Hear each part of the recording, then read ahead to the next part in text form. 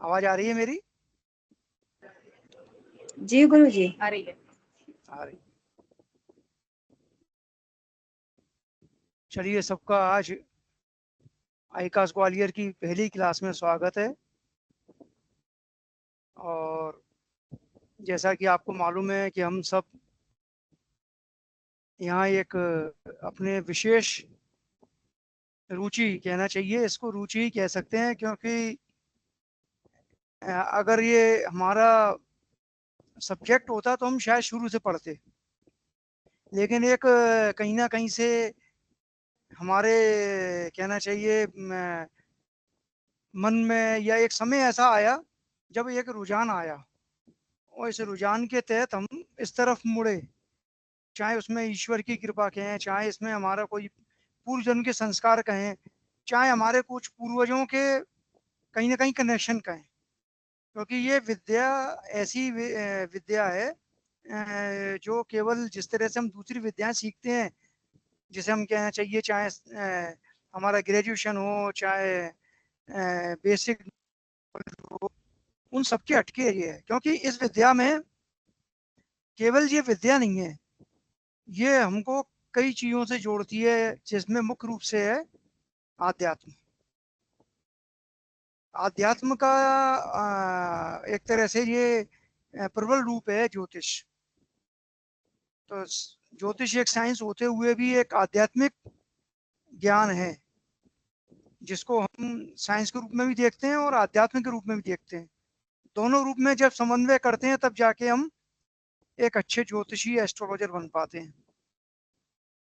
अगर केवल एक ही रूप पकड़ा हमने कि हम केवल किताबों के द्वारा या गुरु से ज्ञान प्राप्त करके और बिना आध्यात्मिक होते हुए अगर इस तरफ बढ़े, तो मैं समझता हूँ आप पूर्ण रूप से अच्छे एस्ट्रोलॉजर नहीं बन पाएंगे। बन जाएंगे, लेकिन जैसे किताबी कहते हैं ना, किताबी ज्ञान वाले, इस तरह के बन पाएंगे। लेकिन अगर एक सच्चे समाज सुधारक या एक सच्चे एस्ट्रोलॉजर बनना चाहते हैं, तो आध्यात्म को इसमें जोड़ना पड़ेगा। आध्यात्म को जोड़े बिना हम अच्छे एस्ट्रोलॉजर नहीं बन सकते। और आध्यात्म जोड़ने के लिए हमको पूर्ण रूप से आस्तिक होना पड़ेगा, हर तरफ से आस्तिक होना पड़ेगा। एक जो शक्ति है, ईश्वर शक्ति, इसके प्रति समर्पण देना पड़ेगा। इसको हमको मतलब कहना चाहिए कि सब कुछ तू ही है बस, तो इस तरह से समर्पण देना पड़ेगा। तो सबसे पहले आज चूंकि प्रथम दिन है और जितने लोग जुड़ गए हैं, मैं समझता हूँ मैक्सिमम लोग अभी जुड़ रहे हैं, और भी लोग आ रहे हैं। आज हमारे साथ हमारी और भी फैकल्टीज भी जुड़ रही हैं। तो शुरुआत करने से पहले मैं चाहूँगा कि हम गणेश वंदना करें और इसके बाद फिर आगे की बात करें। क्योंकि जब मैं आध्यात्म की बात कर रहा था और ईश्वर की बात कर रहा था, आस्तिकता की बात कर रहा था, तो फिर सबसे पहले तो उनको ही ध्यान करना पड़ेगा, तब आगे बढ़ा जाएगा। तो गणेश वंदना करते हैं और उसके बाद फिर आगे की बात करते हैं। सभी लोग मन से अपने अपने मन से गणेश जी का ध्यान करें। ओम श्रीमन महागणाधिपते नमः। ओम लक्ष्मी नारायणाभ्याम नमः। ओम उमा महेश्वराभ्याम नमः। ओम वाणीणे गर्भाभ्याम नमः। ओम शची पुरंदराभ्याम नमः। ओम मातृपितृचरणकमलभ्यो नमः। ओम इष्ट देवताभ्यो नमः। ओम कुल देवताभ्यो नमः। ओम ग्राम देवताभ्यो नमः। ओम इष्ट देवताभ्यो नमः। ओम सर्वेभ्यो देवभ्यो नमः।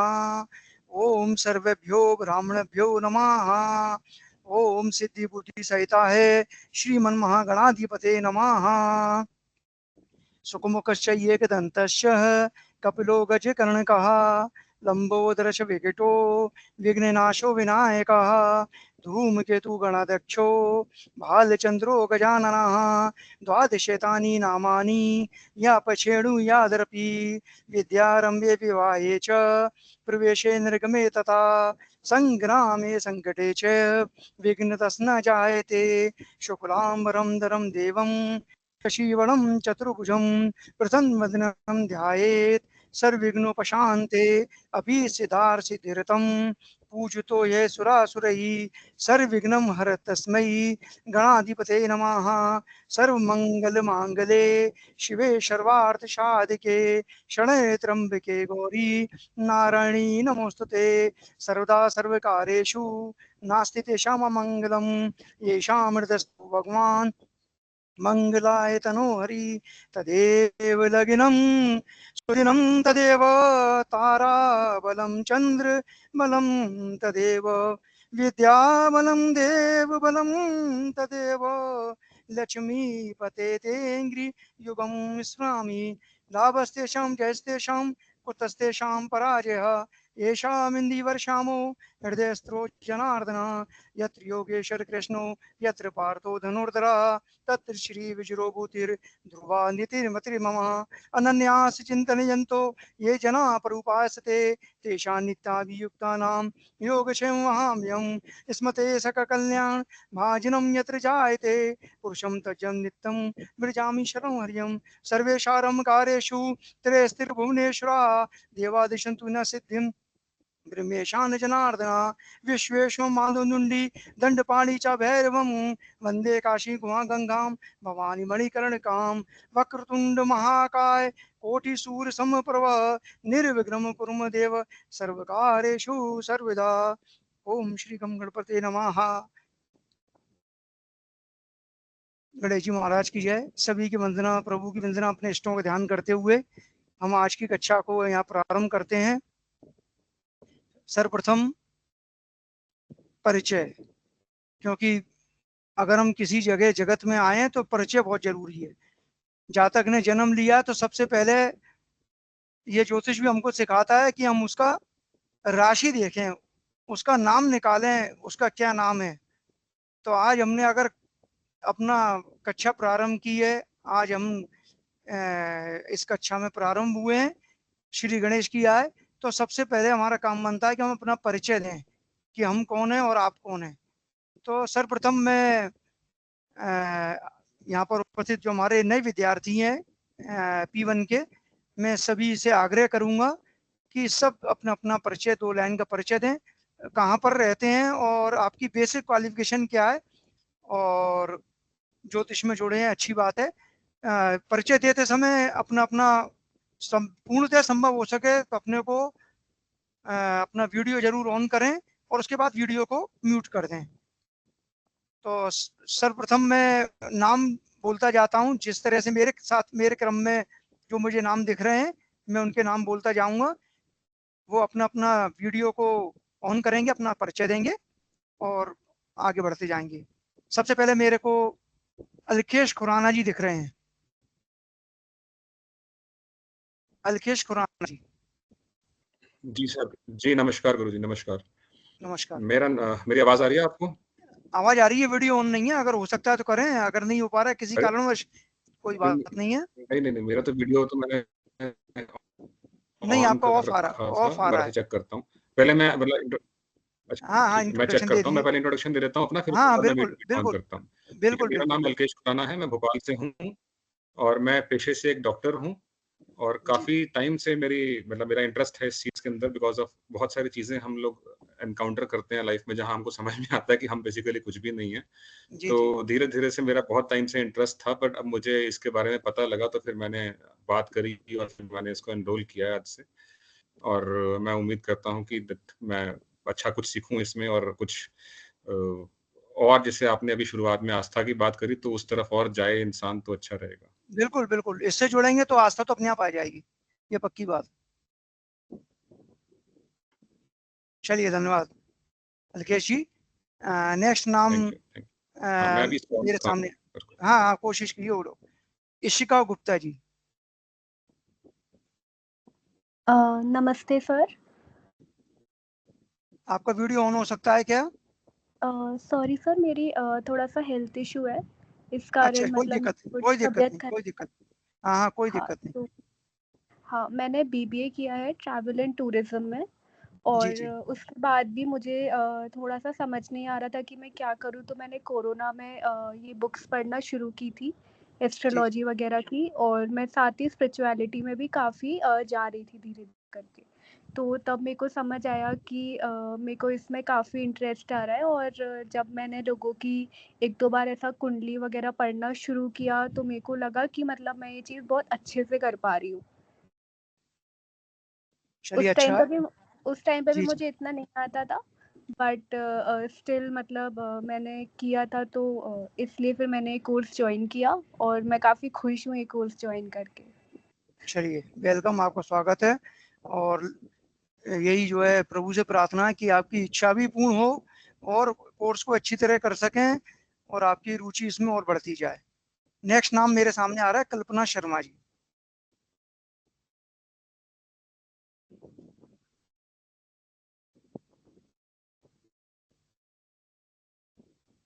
आप आवाज नहीं आ रही, अनम्यूट कीजिए।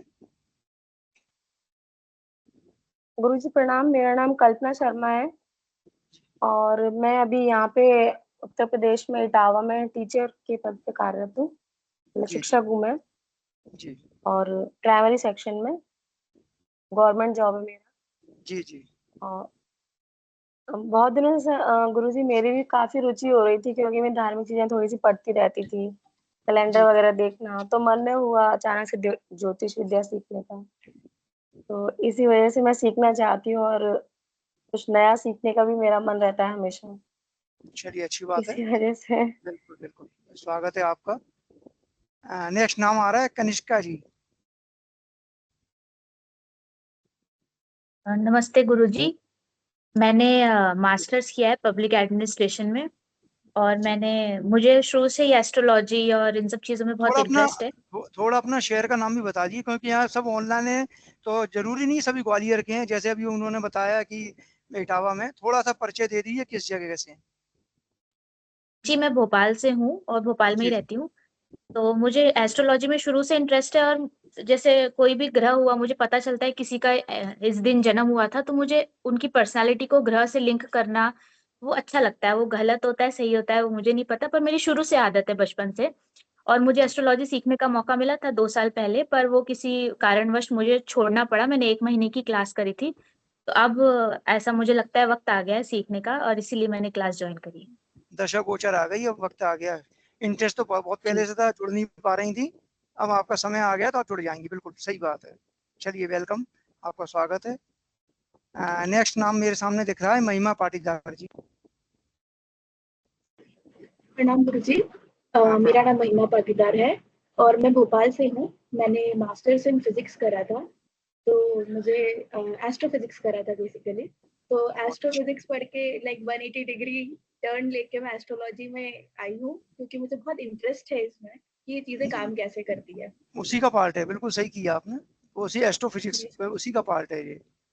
जी सर। नहीं तो आप बहुत अच्छी तरह से इसमें और ज़्यादा अच्छे लेवल पर इसको, क्योंकि वो उसका एक बेसिक है, एस्ट्रोनॉमी इसका बेसिक है ना। जी तो सर। जो हमें दिख रहा है वो सामने बेसिक है, आप अच्छी तरह समझती हैं। और साइंस के रूप में अगर इसको हम लेते हैं तो बहुत अच्छी बात है, तो बहुत अच्छी तरह कर पाएंगे। वेलकम, आपका स्वागत है। नेक्स्ट मेरे को सामने मेरे नाम दिख रहा है ऋषभ मिश्रा जी। प्रणाम गुरुजी, मेरा नाम ऋषभ मिश्रा है। मैं रीवा का रहने वाला हूँ। वर्तमान में मैं ग्वालियर में आयुर्वेद से मेडिकल कर रहा हूँ, क्योंकि मेरे सब्जेक्ट में भी मेडिकल एस्ट्रोलॉजी है और मुझे रुचि भी है एस्ट्रोलॉजी में, इसलिए मैंने इसको निश्चित किया कि मैं इसको पढ़ूंगा, ताकि मैं मतलब पेशेंट्स को भविष्य में उस हिसाब से ट्रीट कर सकूं। बहुत अच्छा, बहुत, क्योंकि मुझे भी मालूम है कि अभी बीच में 1-2 बार कई बार यहाँ कैसे हुए थे, हमारे यहाँ भी हो चुके हैं, जिसमें हमने आयुर्वेदिक डॉक्टर्स को इससे लिंक करके देखा था। मतलब एक प्रोग्राम जी किया था, जी उसमें ये लोग आए हुए थे। क्योंकि इसमें आयुर्वेद का तो बहुत ज़्यादा महत्व है। भले ही मेडिकल साइंस तो पूरी जुड़ी है ज्योतिष से, जी एस्ट्रोलॉजी जी। से, लेकिन खासतौर पर आयुर्वेदिक साइंस बहुत ज़्यादा जुड़ी हुई है। हाँ क्योंकि आप भी जी। जब हाँ पढ़ रहे हैं, आप ज़्यादा जानते हैं कि जब हम किसी मेडिसिन को बनाते हैं, आपके यहाँ बताया भी गया है, तो एक विशेष मुहूर्त में, विशेष दिन में उसको देखकर किया जाता है। तो विशेष दिशा में। जी सर। जब तक हमको मुहूर्त नहीं मालूम होगा, और मुहूर्त सीखने के लिए आप यहाँ आ गए, तो आपका स्वागत है। दोनों तरह से आप काम कर पाएंगे, बहुत अच्छी बात है। नेक्स्ट मेरे को नाम दिख रहा है संतोष दोपलर जी। संतोष जी। नमस्कार सर जी, मैं अभी थोड़ा सा रास्ते में हूँ और मैं बेसिकली रहने वाला ग्वालियर से हूँ और भिंड में मैं प्रैक्टिस करता हूँ होम्योपैथी और जी, मैंने न्यूमरोलॉजी भी कर रहा हूँ कोर्स, तो उसके साथ में मुझे एस्ट्रोलॉजी की भी रुचि आई, तो इसलिए मैंने ज्वाइन किया। चलिए अच्छी बात है, स्वागत है आपका। रास्ते में फिर भी आप सुनते सकते हैं, सुनते रहिए, अब तक क्लास तो अटेंड कीजिए। जी जी। नेक्स्ट जी हाँ, नेक्स्ट नाम मुझे लिख रहा है मेघना परमार जी।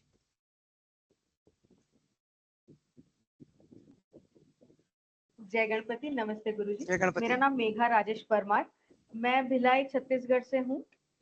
2 साल पहले यहाँ पे शिफ्ट हुई। पहले अहमदाबाद में थी और अहमदाबाद में एज अ न्यूमरोलॉजिस्ट और टैरो कार्ड रीडिंग मैं करती थी प्रैक्टिस। फिर मैंने अपने गुरु से ही थोड़ी बहुत एस्ट्रोलॉजी भी सीखी, क्योंकि कहीं ना कहीं मुझे लग रहा था कि न्यूमरोलॉजी के साथ साथ एस्ट्रोलॉजी बहुत इंपॉर्टेंट है।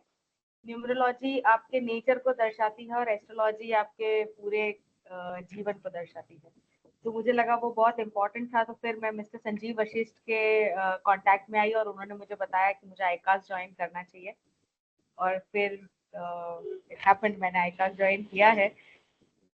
अच्छा अपने किया। ज्ञान को देखिए बढ़ाने के लिए शायद। नहीं, हाँ, अलग नहीं है, ये दोनों अलग नहीं है actually. This is a part of astrology. Numerology is a part of हाँ, एस्ट्रोलॉजी, वो कोई अलग से डिफाइंड नहीं है। और आपने अच्छा किया, भले ही आप बाद में सीख रही हैं, बेसिक तो यही है। इसके बाद ही हम आगे की शाखाओं में जाते हैं। हाँ, तो एग्जैक्टली। अच्छी बात है। मैंने शायद उल्टा स्टार्ट किया है, पर स्टार्ट किया नहीं था। देखिए, चाहे आप छत से नीचे आए, चाहे नीचे से छत पे जाएं, रास्ता जीना ही है ना, वो कोई बस दिक्कत वही है। नहीं। हाँ, चलिए अच्छी बात है। वो तो जब समय होता है तभी होता है, अपने सोचने से कुछ नहीं होता। कुछ नहीं वेलकम, होता। आपका स्वागत है। नेक्स्ट नाम मुझे दिख रहा है, ये नाम एक आ रहा है थैंक्स के नाम से। किसने थैंक्स के नाम से किया है? नाम नहीं आ रहा है, लेकिन थैंक्स के नाम से आ रहा है। कौन महाशय हैं जो अभी से धन्यवाद दे रहे हैं? किसी का नाम आ रहा है, उसमें थैंक्स के नाम से आ रहा है।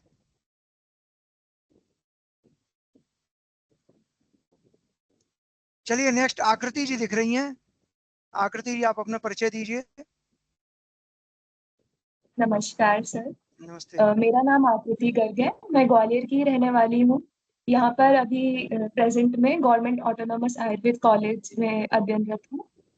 और चूंकि मेरा एक सब्जेक्ट मेडिकल एस्ट्रोलॉजी है और उसके साथ साथ मुझे भी पहले काफी टाइम से मतलब इंटरेस्ट था एस्ट्रोलॉजी में। थोड़ा बहुत कहीं ना कहीं से पढ़ना, राशियां या ये सब थोड़ा थोड़ा इंटरेस्ट था। और फिर अभी एकदम ऑल ऑफ सडन जब लास्ट ईयर हम लोग को सब्जेक्ट मिला एस्ट्रो मतलब ये मेडिकल एस्ट्रोलॉजी का, तो उसमें भी इंटरेस्ट आया, लेकिन इतना अच्छे से प्रॉपर कोई गाइडेंस नहीं मिल पा रहा था उसमें पढ़ने के लिए कि किस तरीके से इसको समझें। उतना बेसिक बेसिक था कि उतना पढ़ लिया और उतना एग्जाम में कर दिया बस।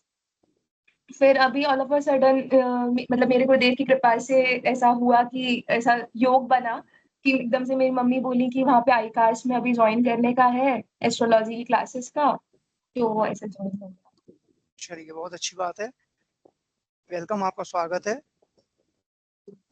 अगर कोई अभी ऐसे व्यक्ति जो सज्जन जो रह गए हो नाम, क्योंकि एक थैंक्स के नाम से दिख रहा है लेकिन पता नहीं पड़ रहा कौन है। अगर कोई रह गया हो किसका परिचय, तो कृपया अपने को अनम्यूट करके परिचय दें, उसके बाद हम आगे की क्लास बढ़ाते हैं।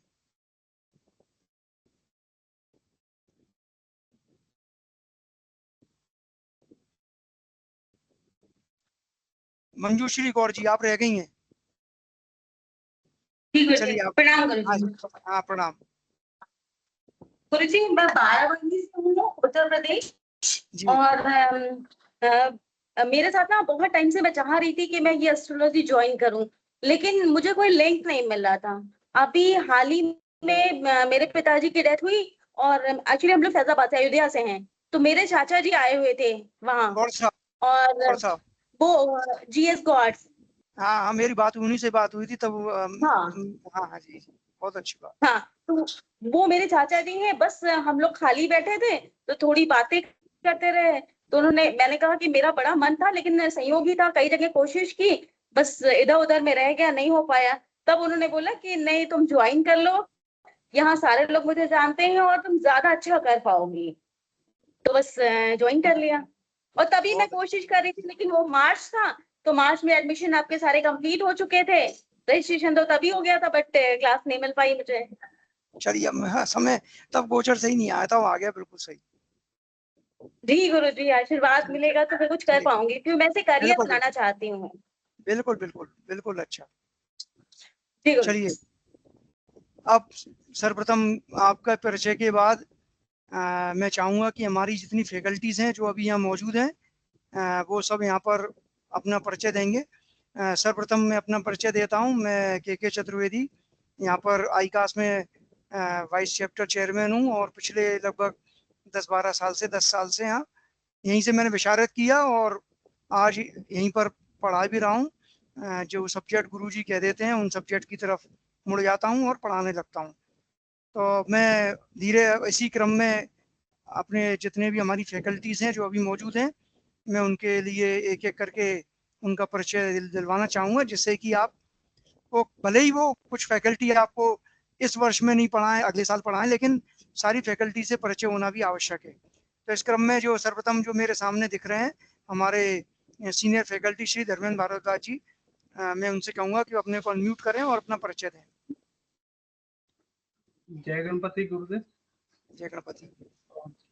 मैं धर्मेंद्र कुमार भारद्वाज ग्वालियर से हूँ और पेशे से मैं व्यवसायी हूँ, सोने चांदी का काम करता हूँ और ज्वेलर्स की दुकान भी मेरी ग्वालियर में। और ज्योतिष की यात्रा मेरी 2019 में मेरे परम गुरुदेव योगीराज शैलेंद्र शर्मा जी के एकदम अचानक से कहते कि जाइए धर्मेंद्र, ज्योतिष कीजिए, आगे बढ़िए और डिप्लोमा कीजिए। इससे पहले मेरे को कभी ज्योतिष की कोई जानकारी नहीं थी। मैंने फिर ढूंढा, फिर गुरुदेव के चरणों में आया तो मेरे को पता था आईकास्ट एक संस्था है, वो ज्योतिष कराती है। तो मैंने यहाँ से ज्योतिष विशारद करा और हस्तरेखा विशारद भी मैंने यहाँ से करा। और पिछले 4 सेमेस्टर से मैं गुरुदेव ने कृपा करी तो मेरे को अध्ययन के लिए बुलाया और मैं अष्टक वर्ग, षड और जैमिनी और कभी कभी मैं मुंडेन एस्ट्रोलॉजी के लिए भी थोड़ा बहुत कार्य करता हूँ। और आप लोगों को जो भी मेरा एक उद्देश्य बनाया है, सीखो और सिखाओ, पढ़ो और पढ़ाओ। तो उसी के तत्व के अनुसार मैं इसको पढ़ाने आया हूँ। जय गणपति। मेरा ये छोटा सा परिचय। जय गणपति की। अब मैं देवानी मैडम से आग्रह करूंगा कि वे प्रत्यक्ष आएं और अपना परिचय दें। देवानी मैडम।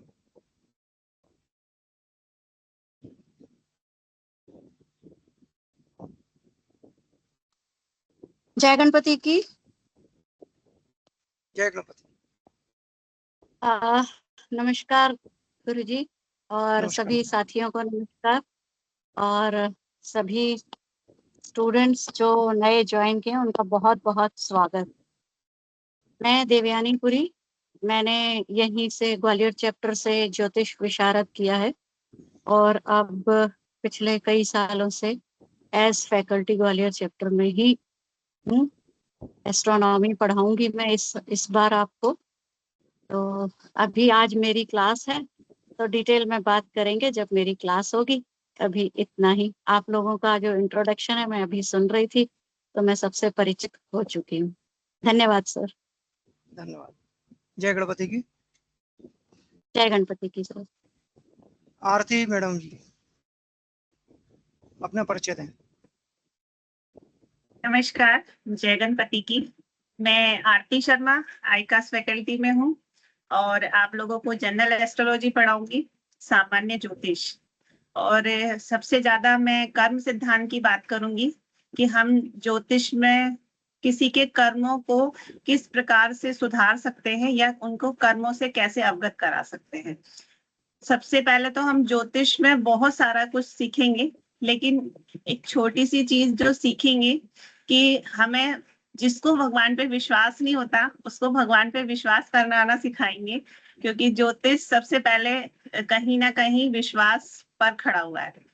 तो आप स्वागत है बहुत बहुत, और आगे हम क्लास में पढ़ेंगे। ओके, जय गणपति की। जय गणपति की। चलिए, सभी के परिचय के साथ सबसे पहले कुछ क्लास और कुछ विषय की बात हो जाए।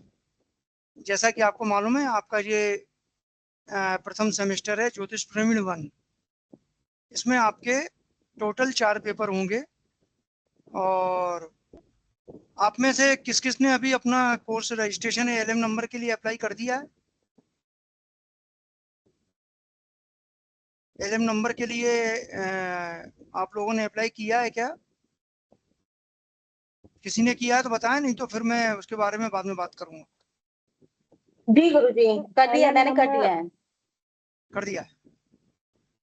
एलएम नंबर मींस क्या हुआ गुरुजी? देखिए, जब हम आईकास के साथ जुड़ते हैं सबसे पहले तो सबसे पहले हमको एक लाइफ मेंबरशिप का एक नंबर मिलता है आईकास का, है ना। तो वो एलएम नंबर की सबसे पहले हमको ये प्रयास करना पड़ेगा कि आपका एनरोलमेंट होगा ऑनलाइन साइट के द्वारा, और उस एनरोलमेंट में आपका एक एलएम का फॉर्म भरा जाएगा। पूरा आपका डिटेल, आपका फोटो, आपके साइन और आपके डॉक्यूमेंट्स, आधार कार्ड वगैरह, आपकी कोई भी एजुकेशन क्वालिफिकेशन की मार्कशीट, ये सब चीज़ें अपलोड होंगी। और इसके बाद ये फिर 1-1.5 महीने बाद आपको एलएम नंबर वहाँ से इशू होके आ जाएगा। वो एलएम नंबर आपका हमेशा के लिए रहेगा। आप जो है आईकास के लाइफ मेंबर बन जाएंगे। तो वो सबसे पहला काम है आपका, वो आपको करना है। उसके लिए हम कभी भी आपको अलग से बता भी देंगे कैसे करना है। तो उसमें उसके बाद अब बात करते हैं जो सब्जेक्ट की। देखिए, सबसे जो इसमें सब्जेक्ट आपके जो हैं, एक तो आपका है ज्योतिषी गणित, मैथमेटिकल एस्ट्रोलॉजी। एक है आपका एस्ट्रोनॉमी या खगोल शास्त्र, ठीक है। एक आपका है सामान्य ज्योतिष और एक है आपका फलित ज्योतिष। तो ये आपके जो 4 पेपर हैं, जो एक पेपर होता है, इसमें हमारे यहाँ 2 कंबाइंड मिक्स होके पेपर आते हैं और इस तरह पेपर 2 कहलाते हैं, लेकिन उसमें 4 आते हैं। तो सबसे पहले हम बात करते हैं जैसे मैथमेटिकल एस्ट्रोलॉजी की या गणित ज्योतिष की। देखिए, ज्योतिष में सबसे ज्यादा अगर महत्व देखा जाए तो वो है गणित का, क्योंकि सारी कैलकुलेशंस, सारी जितनी भी कैलकुलेशन है, मैं आज के समय की बात नहीं कर रहा हूँ, जिस समय से ज्योतिष का प्रादुर्भाव हुआ, जिस समय से ज्योतिषी रचनाएं हुई हैं, उन सब में गणित पहले आया है। बिना गणित के हम कुछ नहीं कर सकते। जब तक हमको गणित नहीं आएगा, कैलकुलेशन नहीं आएगी, तो आप ज्योतिष को सीख नहीं सकते, अच्छी तरह से समझ नहीं सकते। क्योंकि देखिए, आज के समय में ये बात जरूर है कि हमारे पास टेक्नोलॉजी है और उस टेक्नोलॉजी के द्वारा हम उतनी गणनाओं को बड़ी आसानी से कर लेते हैं। आपको 1 मिनट पर, फिंगर टिप पर, मोबाइल पर या लैपटॉप पर, कंप्यूटर पर जन्म कुंडली हल बन जाती है, कोई टाइम नहीं लगता। लेकिन वो बनती कैसे है? जितने अभी भी आप लोग जितने यहाँ मौजूद हैं, इतना तो जानते होंगे कि कुंडली कैसी दिखती है, कुंडली क्या होती है। तो कुंडली बनती कैसे है? उस पूरी कुंडली में जो हमको जितने भी 12 खाने दिख रहे हैं, वो आते कैसे? मैं थोड़ा सा आपको एक सैंपल दिखाता हूँ, क्योंकि देखिए हमारी क्लासेस जितनी भी ऑनलाइन चलेंगी तो वो सारे के सारे आपको प्रेजेंटर द्वारा, प्रेजेंट के द्वारा, स्लाइड्स के द्वारा, पीपीटी के द्वारा सारी कक्षाओं को संचालित किया जाएगा, जिससे आपको हर चीज जल्दी समझ में आ सके। तो कोई भी कुंडली जो बनी है, जैसे उदाहरण के तौर पर मैं आपको एक अभी कुंडली दिखाता हूँ, क्योंकि जब हम गणित ज्योतिष की बात करते हैं तो गणित ज्योतिष क्या,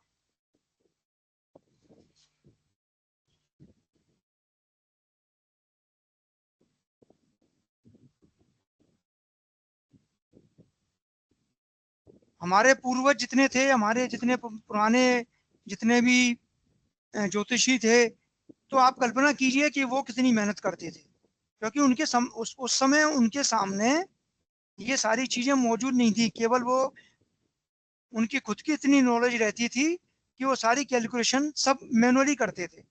एक एक कुंडली को बनाने में उनको जाने कितना समय लग जाता था, जाने कितना टाइम लगता था, और और उसको बनाने के बाद और फिर उसके बाद उसका भविष्य कथन करना उस गणना के आधार पर। तो वो सारी चीजें बनाने में, चाहे वो कुंडली बनाना और उसके बाद उसका कथन, उसका भविष्य कथन करना, उसमें बहुत बड़ा योगदान आता था कुंडली इसका गणित का। स्क्रीन में शेयर कर रहा हूँ, शेयर हो रही है, आप लोगों को दिख रहा है?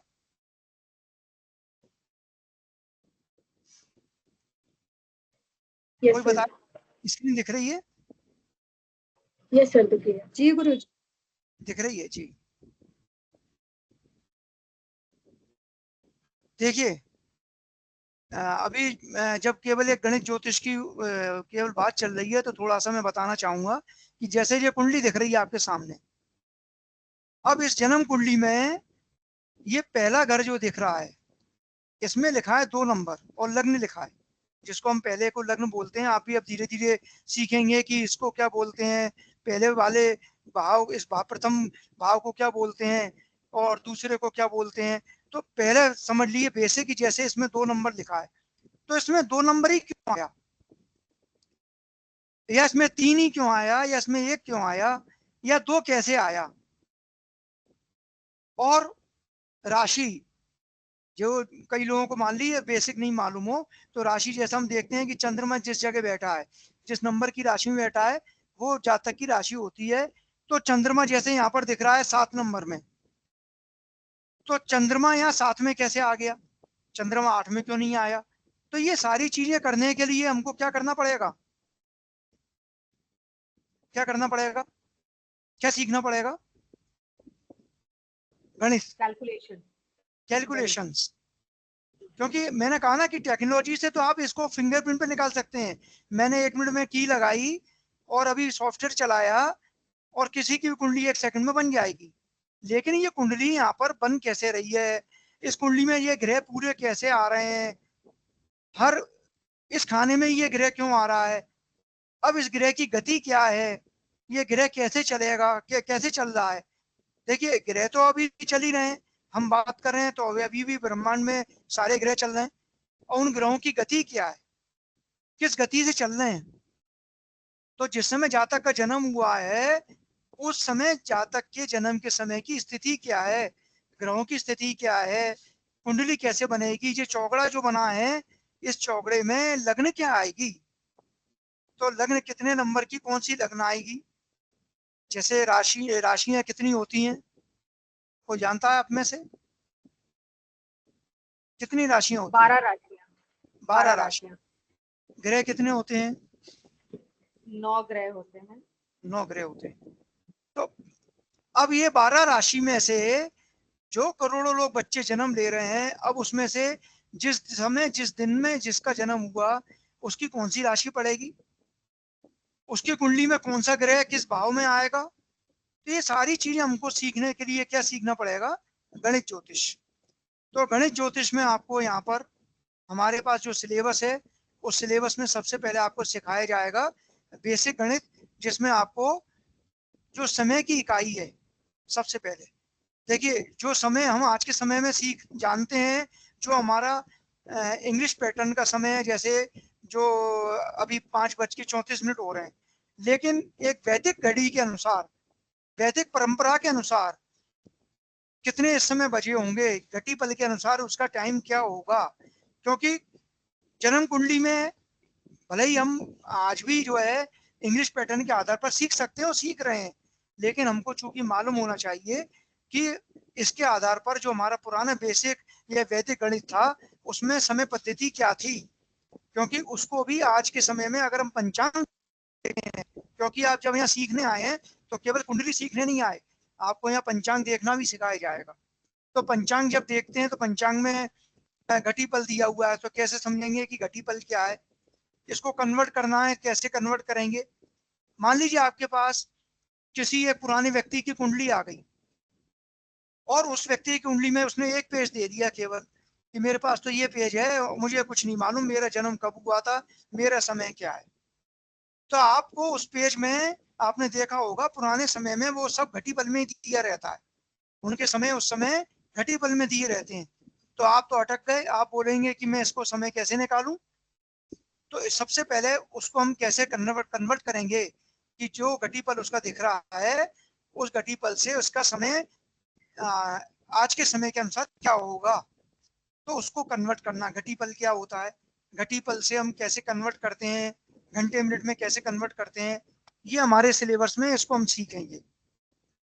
इसके बाद फिर हम आएंगे जो हमारा जैसे मैंने बात की थी ग्रहों के गति के बारे में, लॉन्गिट्यूड के बारे में, लैटिट्यूड के बारे में, जो चीजें आप खगोल में भी पढ़ेंगे उसकी कैलकुलेशन वाला पार्ट आप गणित में पढ़ेंगे। खगोल में आप देवानी मैडम से इसके जो स्थिति है उसके बारे में सीखेंगे कि कौन सा ग्रह कहाँ पर स्थित है, एस्ट्रोनॉमी वो सीखेंगे, लेकिन कैलकुलेशन के आधार पर आप इसको गणित में सीखेंगे कि हमारा लॉन्गिट्यूड, फिक्स लॉन्गिट्यूड, लैटिट्यूड क्या है, लैटिट्यूड क्या होता है, लॉन्गिट्यूड क्या होता है, IST क्या होता है, इंडियन स्टैंडर्ड टाइम क्या होता है, इसको कहाँ निर्धारित किया गया है। ठीक है, इसको हम कैसे कन्वर्ट करते हैं, क्योंकि देखिए एक समय पर ये क्वेश्चन आपके सबके दिमाग में आता होगा कि एक ही समय पर जब इतने सारे बच्चे जन्म लेते हैं तो उनकी कुंडली एक सी क्यों नहीं होती।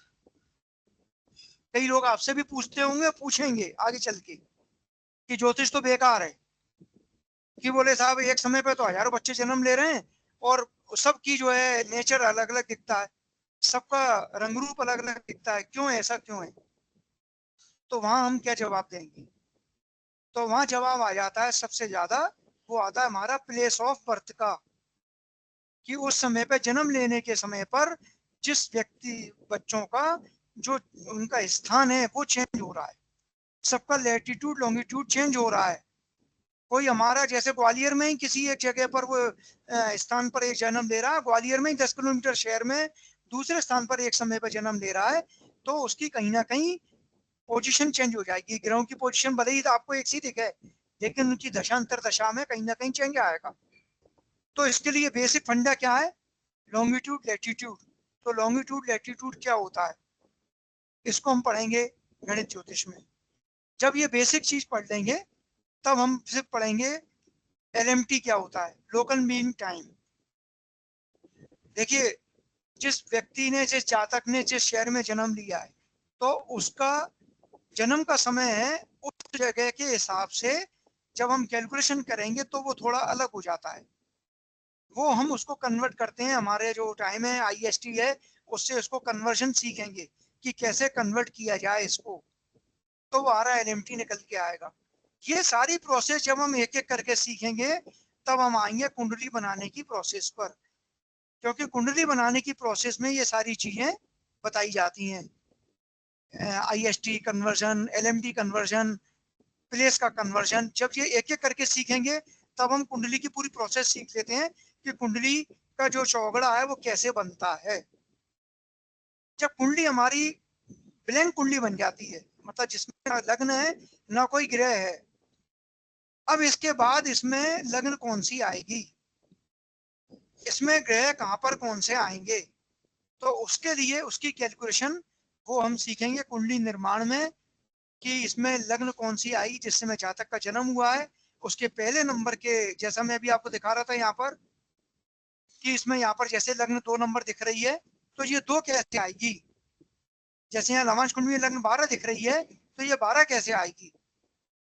तो फिर हम ये सीखेंगे कुंडली में सबसे पहले लग्न का निर्धारण, और जब लग्न का निर्धारण सीख लेंगे तो हमारी अगली स्टेप आएगी, हम ग्रहों के जो पोजीशन है वो निकालेंगे, मतलब उस समय ग्रह कहाँ पर बैठे हैं, कितने डिग्री के हैं, कौन से घर में आएंगे, ये हमारी पूरी प्रोसेस हम सीखेंगे कुंडली बनाना। तब आपको कुंडली बनाना आ जाएगी, जो कुंडली आपको दिखती है वो कैसे बनती है। जब कुंडली बनाना सीख लेंगे तब इसके बाद हम आते हैं जातक की राशि निकालना। जातक की राशि ये कैसे आ रही है, राशि इसकी तुला क्यों है, इसकी वृश्चिक क्यों है, तो वो कैसे आई, चंद्रमा के नक्षत्र के आधार पर उसकी कैलकुलेशन क्या है, तो वो कैलकुलेशन सीखेंगे कि राशि कैसे निकलती है। जब राशि निकालना सीख लेंगे, नक्षत्र निकालना सीख लेंगे, तब फिर हम आएंगे इसके अगले स्टेप में दशांतर दशा पर। की जो दशा होती है, खासतौर पर आपने नाम सुना होगा विंशोत्तरी दशा, उस दशा में किसकी दशा कौन सी पड़ेगी, इस जातक की टोटल दशाएं कितनी कब पड़ेंगी, पूरे जीवन काल में इसको कितनी दशाएं आएंगी, कौन कौन से ग्रहों की दशाएं आएंगी, उसकी कैलकुलेशन। जैसे अभी मैं आपको कुंडली दिखा रहा हूँ, इसमें जैसे ये दशा दिख रही है सामने, ये विंशोत्तरी, तो जैसे इसमें बुध में चंद्रमा का अंतर चल रहा है, तो ये बुध की महादशा इसकी इस पीरियड में कैसे आई, बुध में चंद्रमा का अंतर कैसे आया, इसके बाद इसमें केतु कैसे आया, तो ये सारी कैलकुलेशन सीखेंगे इसी गणित ज्योतिष में। दशा निकालना ये भी आपके सिलेबस में है। और विंशोत्तरी दशा के बाद फिर हम आते हैं वर्ग पर। देखिए केवल जो एक चौगड़ा जो दिख रहा है आपको, जिसको हम बोलते हैं D1, इसको बोलते हैं हम D1। तो इस तरह के और भी इसके वर्ग हैं, जो 12 भाव हैं, इसी के आधार पर अलग अलग प्रत्येक भाव के अनुसार वर्ग बनाए गए हैं, जो उसकी कुंडली के हर हमारी कुंडली के वर्ग की एक, कहना चाहिए भाव की एक विशेषता बताते हैं। जैसे जिसमें सबसे महत्वपूर्ण वर्ग अगर आपने सुना होगा वो वर्ग है नवांश। तो नवांश कुंडली कैसे बनती है, जैसे अभी मैं आपको जो कुंडली दिखा रहा हूं, तो इसमें देखिए यहाँ पर ये नवांश कुंडली दिख रही है, वर्ग 9 नवांश। तो ये नवांश कुंडली कैसे बनती है, तो नवांश के साथ साथ और जितने वर्ग हैं वो सारे वर्ग आपको यहाँ हम सिखाएंगे उनको बनाना, कि ये कैसे बनते हैं। D1 बनाना तो आपको आ गया। D1 के बाद जितने भी हैं सप्तमांश, नवांश, द्वादशांश, त्रिशांश, ये सारे वर्ग आपको यहाँ सिखाए जाएंगे और आपके सिलेबस में है कि कैसे हम इनको बनाते हैं और किस तरह से इनका उपयोग क्या है। हम इसको बना भी नहीं तो इसका उपयोग क्या है, कुछ उपयोग हम गणित में भी सीखेंगे और बाकी उपयोग आपको आपके फलित वाले सिलेबस में आपको बताया जाएगा कि इनका उपयोग कैसे करते हैं। नवांश का उपयोग हम कैसे करें, नवांश का उपयोग हम कैसे करें, क्या सीखें, इससे क्या देखें, तो उसको हम नवांश में सीखेंगे। और हर वर्ग का एक अलग महत्व होता है, तो वर्ग कैसे बनता है ये सारा हम सीखेंगे। तो ये सारे पूरा कैलकुलेशन, क्योंकि ये जितनी भी चीजें हैं ये केवल आपको पढ़ने से नहीं आएंगी, ये कैलकुलेशन करने से आएगी, आपको करने से आएंगी। और करना आएगा आपको किससे, गणित ज्योतिष से, मैथमेटिकल एस्ट्रोलॉजी से। तो ये आपका सिलेबस था गणित ज्योतिष का। शुरुआत मैंने आपको बताई, बेसिक से चलेंगे, एस्ट्रोनॉमी से चलेंगे, घटीपल से करते हुए, और हम आगे कुंडली के निर्माण को बनाते हुए वर्ग तक पहुंचेंगे, दशा अंतर दशा सीखेंगे। तो इस तरह से आपका मैथमेटिकल एस्ट्रोलॉजी का पूरा पार्ट कंप्लीट होगा। तो ये आपका सिलेबस है मैथमेटिकल एस्ट्रोलॉजी का। मैं आपको गणित ज्योतिष में ही पढ़ाऊंगा और इसमें कैलकुलेशन है चूंकि, और सभी से आपसे मैं अभी भी आग्रह कर रहा हूँ, जिस समय पढ़ाऊंगा तब भी आग्रह करूंगा कि इसके साथ साथ आप प्रैक्टिस जरूर जारी रखें, जो भी, क्योंकि हमारे पास पूरा टाइम मिलता है। एक हमारी शनिवार को क्लास रहेगी, एक क्लास आपकी इतवार को रहेगी, शनिवार को शाम को लगती है क्लास, और संडे को जनरली सुबह लगती है। तो मोस्ट वैसे टाइम टेबल पूरा मिल जाएगा। 90% आपकी मैथ्स की क्लास शनिवार को रहेगी शाम को। तो जो भी क्लास होगी, मैं बार बार यही आग्रह करूंगा कि आप मैथमेटिकल की क्लास में कम से कम जो उसका रिवीजन है, जैसे जितना पार्ट आपने किया है उसके मैं 2-3 आपको होमवर्क दूंगा, उसको आप करके रखें और उसको मेरे को पहले भेज दें, जिससे पहले से चेक हो जाए। और अगर आपकी कंटिन्यूटी बनी रहेगी तो आपको समझ में भी अच्छा आएगा और आपको अच्छा भी लगेगा। क्योंकि ये बात सही है कि जब हम ज्योतिष सीखने आए तो हमको यही लगता है कि हम सबसे पहले फलित सीख लें। ये हर किसी की इच्छा होती है कि अरे मैं तो बस केवल कुंडली देख लूं किसी की और तुरंत धड़ाधड़ बोलता जाऊं कि तेरे साथ ये होने वाला है। लेकिन उसके पीछे थोड़ी तपस्या जरूरी है, तब कीजिए, थोड़ी तपस्या कीजिए। और तपस्या आती है मेहनत से और गणित से, क्योंकि कैलकुलेशन जब करेंगे तो मेहनत करना पड़ेगी। और अभी ये आप शायद लेट आई हैं आलिशा शर्मा जी। हाँ जी सर। हाँ तो आप अपना परिचय दीजिए, आप उस समय थी नहीं जिस समय परिचय हो रहा था। जी कहाँ से हैं, क्या नाम है? जी, मेरा नाम अलीशा शर्मा है। मैं बेसिकली मैं जबलपुर से हूँ, पर मैं मतलब पुणे में हूँ इस समय पे, यहाँ पे जॉब करती हूँ। जी जी जी, चलिए, अच्छा है, और वेलकम, मुझे आपका स्वागत एस्ट्रोलॉजी है। में बहुत इंटरेस्ट है। बिल्कुल बिल्कुल, अच्छी बात है। काम वही करना चाहिए जिसमें इंटरेस्ट हो। इंटरेस्ट वाला काम बहुत अच्छा होता है, बहुत जल्दी होता है। चलिए, वेलकम, आपका स्वागत है। नयन जी भी अभी जुड़े हैं थैंक यू शायद। सर। नमो नमः सबको। हाँ, नमो नमः। मेरा नाम नयन नायक है। मैं ललितपुर से हूँ और इस समय मेरी एमए भी ज्योतिष से ही चल रही है। चलिए, अच्छा है। जितना देखिए, ये तो डुबकी है, समुद्र में डुबकी लगाना है, और जितनी डुबकी लगाएंगे उतना ही तैरना सीखेंगे। और जितना ज्ञान भी ऐसा ही है, जितना आप पढ़ेंगे, जितना आप सीखेंगे, 100% करेंगे तब जाके 50% मिलता है। और अगर 50 की कोशिश करेंगे तो 20 मिलेगा। आपको सोचना है कि आपको कितना करना है। अगर आप 100 अपना एफर्ट देंगे तो आपको 80 तक मिल जाएगा।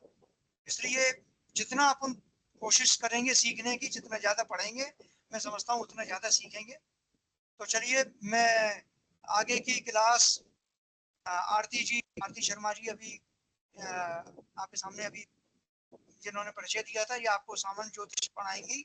तो मैं आरती जी से आग्रह करूंगा कि वे आए और अपना सब्जेक्ट के बारे में बताते हुए आगे अपने कंटिन्यू करें। आरती जी।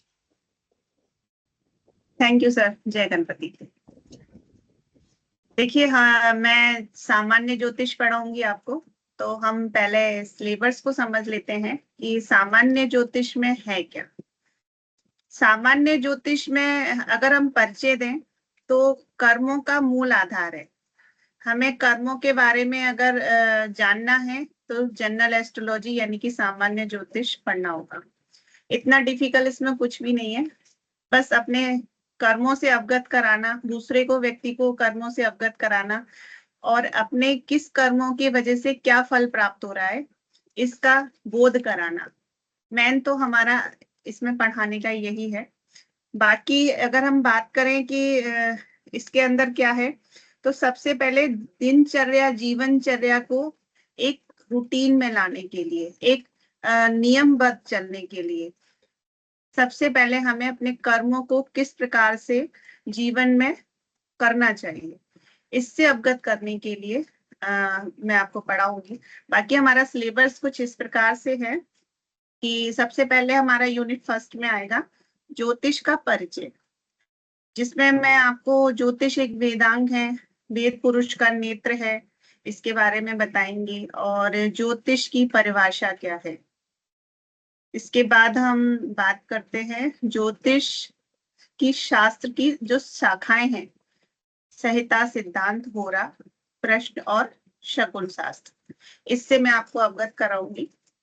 इसके बाद हम ज्योतिष का उपयोग, इसके मूल सिद्धांत और ज्योतिषियों की योग्यताएं, क्योंकि हम एक ज्योतिषी, आप लोग सब भावी ज्योतिषी बनेंगे, तो आपके अंदर कौन कौन सी योग्यताएं होनी चाहिए, इससे भी मैं आपको अवगत कराऊंगी। उसके बाद हम पढ़ेंगे सेकेंड यूनिट में ज्योतिष की प्रासंगिकता, यानी कि ज्योतिष का औचित्य क्यों है, विभिन्न क्षेत्रों में ज्योतिष का क्या उपयोग है, और एक अच्छे ज्योतिष में क्या क्या गुण होने चाहिए। बाकी थर्ड यूनिट में हम पढ़ेंगे ज्योतिष का इतिहास। इसमें हम वैदिक काल के जो ज्योतिष शास्त्री थे उनके बारे में, उन्होंने जो समय की रूपरेखा बनाई उसके बारे में। उसके बाद हम उसमें पढ़ेंगे पौराणिक काल में जो ज्योतिषी थे उन्होंने किस किस चीज से काल गणना की, और हमें पाराशर काल के बारे में पढ़ेंगे ज्योतिष शास्त्र में।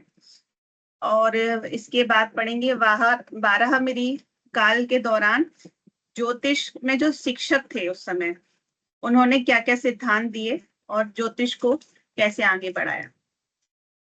इसके बाद हम पढ़ेंगे उपयुक्त काल खंडों के दौरान जो हमारा ज्योतिष ग्रंथ लिखे हुए थे उनसे अवगत कराएंगे आपको, उनके रचयिता कौन है, कौन कौन से ग्रंथ लिखे हैं ज्योतिष में, उससे बताएंगे।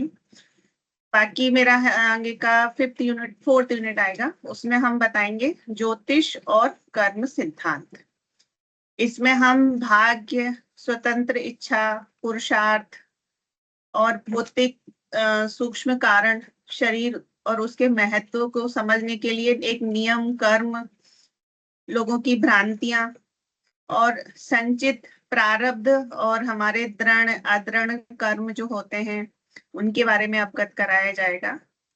और हमारे क्रियामान क्रम, विभिन्न प्रारब्धों से कर्मों पर हम क्या उपचार कर सकते हैं, उनके उपाय, उनको हम प्रभावशाली किस तरह से कर सकते हैं, उसमें क्या प्रभावशीलता डाल सकते हैं, इनसे अवगत करेंगे। और 5th यूनिट में हमारा आएगा आधुनिक ज्योतिष विज्ञान में मनोविज्ञान हमारा कैसे सहायक है।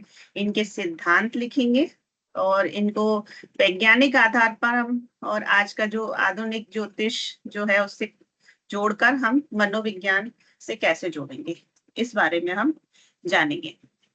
बाकी हम अगर बात करते हैं तो सबसे पहले जो हमारी एक बुक्स है, आप लोगों ने अगर लिए तो ठीक है, ये हमारी जनरल एस्ट्रोलॉजी की बुक है, दिख रही होगी आपको, सामान्य ज्योतिष। सभी लोग के पास है तो ठीक है, नहीं है तो ले लीजिएगा। इसमें हम लोग जो पढ़ेंगे तो इन्होंने इस पुस्तक को 4 भागों में बांट दिया गया। उस 4 भागों में है कि सबसे पहले हमारी जो परंपराएं हैं उसके मूल रूप, उनकी तार्किकता को ध्यान में रखते हुए ज्योतिष शास्त्र का क्या उपयोग है। दूसरा अगर हम इसमें देखेंगे तो इसमें आएगा द्वितीय भाग में ज्योतिष के सिद्धांत, उसकी प्राचीनता के बारे में बताया गया है। और तीसरा भाग इन्होंने कर्म सिद्धांत को लिया गया है। और चतुर्थ भाव में इन्होंने ये बता दिया गया है कि प्राचीन विज्ञान को हम ज्योतिष से किस प्रकार से जोड़ सकते हैं, इसका कनेक्ट करा है उन्होंने। ये इन्होंने इस पुस्तक के अंदर 4 भागों में बांटा है। बाकी हम बात करें तो ज्योतिष कहाँ से उदय हुआ, कैसे निकला, ये हम पता करें तो ज्योतिष जो है हमारे वेदों का 6वां नेत्र है, जो हमारे वेदांगों में से निकला हुआ है। इस कारण ज्योतिष को हम नेत्र कहते हैं वेदों का। सामान्य रूप से अगर इसका अवलोकन करते हैं तो यहाँ हमारे सामान्य नेत्र जैसा कुछ नहीं है। हम लोग जैसे आम नेत्रों से देखते हैं ऐसा नहीं है। ये हमारे भ्रम, लिप्सा, प्रमाद आदि जैसी दृष्टियों को नहीं देखता, ये उससे बहुत ऊपर है, बहुत ऊपर। ये वेद पुरुष का एक ऐसा नेत्र है, इसमें एक ऐसी दृष्टि होती है जो ब्रह्मांड तक जाती है, जो ब्रह्मांड के द्वारा हमारे समस्त जीवन के प्रत्यक्ष, अप्रत्यक्ष, व्यवहारिक, अव्यवहारिक जो हमारे व्यवहार हैं उनका अवलोकन करती है। इसके नेत्र के बारे में बहुत जगह बहुत कुछ है, लेकिन हम भारतीय संस्कृति में मूल आधार अगर वेद हैं और उस वेद में सबसे ज्यादा अगर कोई मुख्य है तो वो 6वां अंग है, जिसको हम कहते हैं नेत्र यानी कि ज्योतिष। सबसे पहले हम इसमें बात करते हैं कि धर्म और सदाचार जो हमें ज्ञान प्राप्त होता है वो हमारी पारिवारिक, सामाजिक और वैज्ञानिक और दार्शनिक विचारधाराओं पर होता है।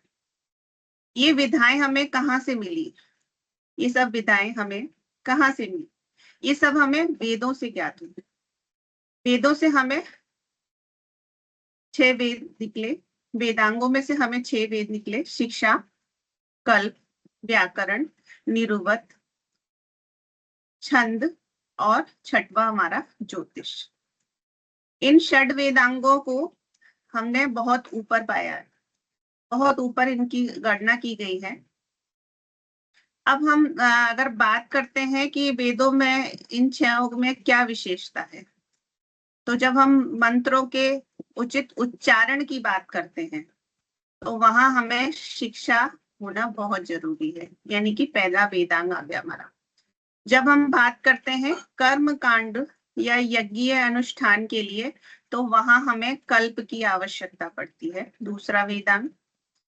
शास्त्रों के रूप ज्ञान को हम किस तरह से रख सकते हैं वो हमें व्याकरण अवगत कराता है, और अर्थ ज्ञान के निमित्त जो शब्दों के विवेचन किया जाता है उसको हम निरुक्त कहते हैं। बाकी हमारा पांचवा वैदिक में जो आएगा वो छंदों को ज्ञान हेतु छंद लिया गया है, और अनुष्ठानों वगैरह को सबको करने के लिए हमें एक उचित काल चाहिए होता है, और उस काल का निर्णय करने के लिए हमें ज्योतिष का उपयोग करना होता है।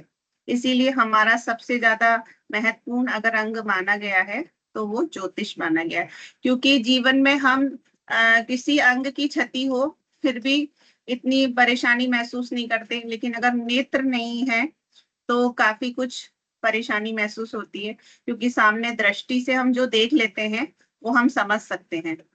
बाकी कानों से सुनाई देता है, लेकिन देखने पर जो तृप्ति मिलती है किसी भी चीज को, तो इसलिए हमारा प्रमुख अंग अगर माना जाता है तो नेत्र माने जाते हैं। और इसीलिए महर्षि पाणि जी ने ज्योतिष को वेद पुरुष का नेत्र यानी कि ज्योतिषामय नाम चक्षु कहा गया है।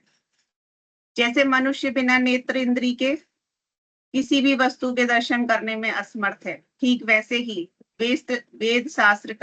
वेद शास्त्री जो होता है वो कर्मों को जानने के लिए ज्योतिष का अत्यंत महत्व सिद्ध है।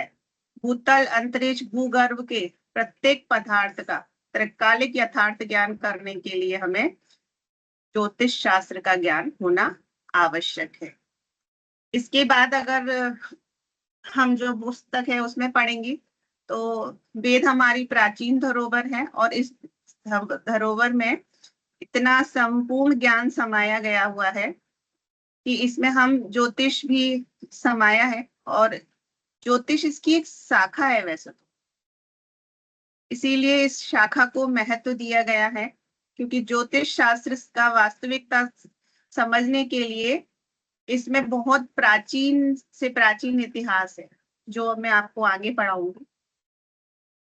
बाकी ये अगर बात करें तो वेदों में हमें जो प्राप्त हुआ वो हमको श्रुति और स्मृति के द्वारा हुआ, क्योंकि जब आपने सुना होगा कि एक डायलॉग बोलते हैं, चंदू के चाचा ने चंदू की चाची को चांदनी चौक पे चांदी की चम्मच से चटनी चटाई। जब ये आगे पास होता जाता है तो लास्ट में रह जाता है चंदू के चाचा ने चंदू की चाची को, चांदनी चौक गायब हो जाता है, चाची को चटनी चटाई। उसके बाद आगे पहुंचता है तो चटनी गायब हो जाती है, और उसके आगे पहुंचते हैं तो चाची भी गायब हो जाती है, सिर्फ चंदू के चाचा ने चटाई। अब क्या समझ नहीं आया। तो ऐसे ही हमारे वेद ग्रंथ हैं जो सुनकर फिर आगे उनको बढ़ाया गया, तो जो हमारे तक ज्ञान आया वो पूरा नहीं आ पाया। जितना हमारे ऋषि मुनियों ने लिखा था वो संपूर्ण रूप से हमारे पास नहीं आया। इसलिए आज जो तर्क वितर्क होते हैं शास्त्रों में कि नहीं राधा जी की शादी किससे हुई थी, या किसी भी तरह का उन्होंने तर्क वितर्क जो आप मीडिया में भी सुनते हैं या कहीं ज्योतिषियों में भी सुनते हैं, उसका महत्वपूर्ण कारण यही है कि हमारे जो वेद हैं वो भी सुरक्षित नहीं रहे थे। मुगल शासक में आ गए थे तब काफी उनका क्षतिग्रस्त कर दिया गया था। तो इसलिए हमारे पास जो ग्रंथ थे वो श्रुति स्मृति के द्वारा मिले थे। श्रुति स्मृति क्या है, आपको किसी को पता हो तो ठीक है, नहीं तो श्रुति स्मृति का मतलब है सुनकर ज्ञान याद करना। जो हमारे ऋषि मुनि होते थे पहले आश्रम में ज्ञान देते थे, पहले ऋषियों का जो काल होता था वो ज्ञान इस प्रकार से देते थे कि जब वो ज्ञान दे रहे हैं तो उनके जो शिष्य थे वो सुनते थे, क्योंकि कागज का आविष्कार नहीं था तब, पेन कलम का आविष्कार भी नहीं था। तो जब कागज नहीं था तो वो जितनी भी कथाओं के रूप में, छंद ग्रंथों के रूप में, इस तरह से कहानियों के रूप में सुनाते थे, और जो शिष्य सुनते थे वो जितना ग्रसित कर पाते थे अपने अंदर, जितना वो अपने ध्यान में रख सकते थे वो उतना रखते थे, और आने वाली पीढ़ियों को वो उतना ही बता पाते थे जितना उनकी मेमोरी में रहता था, जितना उनके ज्ञान में रहता था। इसी को हम श्रुति स्मृति को और आगे भी गहराई से पढ़ेंगे। इसी को हम एक लय में बना लेना, किसी भी ग्रंथ को, किसी भी कथा को, कहानी को एक लय में बना लेते थे और वो उसको इस प्रकार से सुनाते थे कि व्यक्ति को याद रह जाए, क्योंकि पेपर नहीं था, किसी तरह का आविष्कार नहीं हुआ था। तो ये हमारे ऋषि मुनियों के समय की बात है। लेकिन अब संपूर्ण रूप से सब कुछ है, तो हम जितना भी हो सकता है आप लोगों को दे रहे हैं और आप लोग लिख लिख के याद कर रहे हैं, अपने पास रख रहे हैं। इसी चीज को हम आगे बढ़ाएंगे।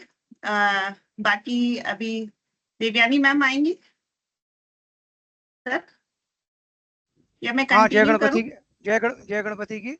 मैं पहले चाहूंगा कि हमारे बीच में अभी 2 फैकल्टी और मौजूद हैं, वो शायद उस समय ज्वाइन नहीं कर पाई थी। शिवानी जी, आप हैं क्या अभी?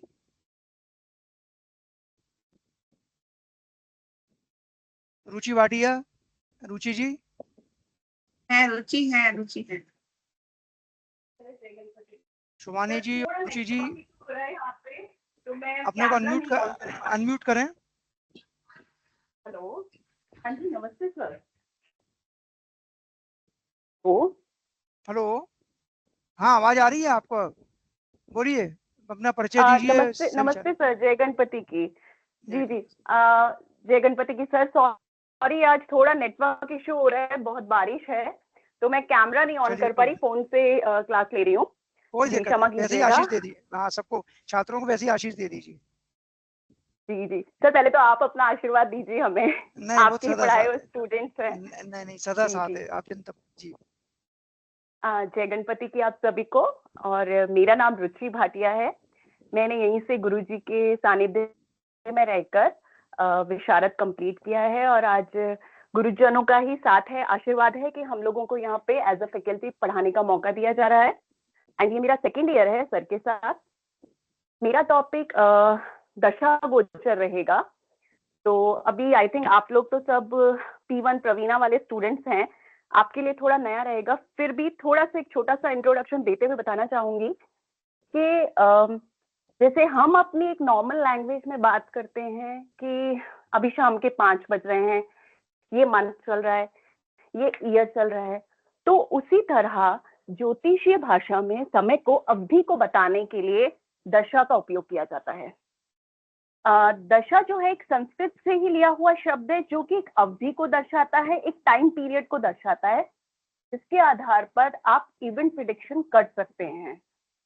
सरल शब्दों में बोले तो दशा जो है एस्ट्रोलॉजी का एक टाइम पीरियड है। एस्ट्रोलॉजी में जो हम बात करते हैं टाइमिंग की, वो दशा है, जिसमें सबसे बड़ा जो लंबा टाइम पीरियड है वो आपकी महादशा, उससे छोटे की बात करें तो अंतरदशा, फिर प्रत्यंतर दशा, फिर सूक्ष्म और फिर प्राणादशा। तो इस तरह से वैदिक ज्योतिष शास्त्र में दशा का तात्पर्य उस अवधि से लिया गया है जो 9 खगोलीय पिंडों में प्रत्येक ग्रह से जुड़ी है। प्रत्येक ग्रह को कुछ वर्ष दे दिए गए हैं कि आपको इतने समय हमारी लाइफ में रहना है, आपको इतने समय हमारी लाइफ में रहना है।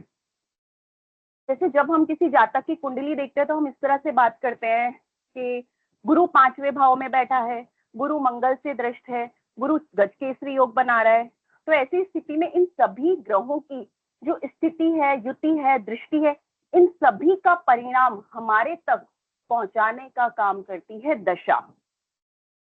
उनसे रिलेटेड दशा आएगी तो वो प्लैनेट अपना रिजल्ट दिखाएंगे, और अगर उनसे रिलेटेड दशा नहीं आएगी तो चाहे आपकी कुंडली में कितने भी स्ट्रॉन्ग योगास बने हुए हो, वो रिजल्ट्स आपको नहीं देखने को मिलेंगे। तो दशा पद्धति और गोचर में प्रवीणा में आप इंट्रोडक्शन पढ़ेंगे, कितनी तरह की दशाएं हैं, वास्तव में दशा है क्या, और फिर दशा का दूसरा साथी है गोचर।